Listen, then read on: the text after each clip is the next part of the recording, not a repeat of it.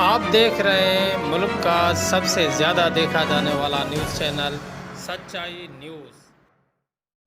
हाँ जी नाज़रीन, ज़िले शिकारपुर जे मदेजी शहर की ख़बर शामिल कयूं था त ॻोठ मोहम्मद ख़ान बोड़ो वासी बोड़ा बिरादरी जो ज़मीन ते कब्ज़े ख़िलाफ़ मासूम ॿारनि समेत एहतजाज इंसाफ़ जो मुतालबो।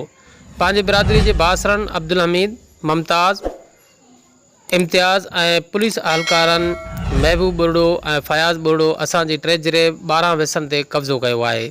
को बि मदद नथो करे। मोहम्मद अज़ीम बोड़ो, मोहम्मद पठान बोड़ो ऐं ॿियनि जूं मीडिया आॾो दायूं। हिननि वधीक चयो त कब्ज़ो कंदड़ असांखे मौतमार धमकियूं ॾेई रहिया आहिनि। असांखे संदन मां जान जो ख़तरो आहे। अख़्तियारियूं नोटिस वठी जवाबदारनि ख़िलाफ़ कार्रवाई करे इंसाफ़ ॾियारनि। हाँ जी नाज़रीन, ब्रेकिंग न्यूज़ असां शेयर कंदा हलूं त मदेजी वेझो ॻोठ मोहम्मद ख़ान बोड़ो वासी बोड़ा बिरादरीअ जो ज़मीन ते कब्ज़े ख़िलाफ़ मासूम ॿारनि समेत एहतजाज थियो आहे। इंसाफ़ जो मुतालबो कयो वियो आहे।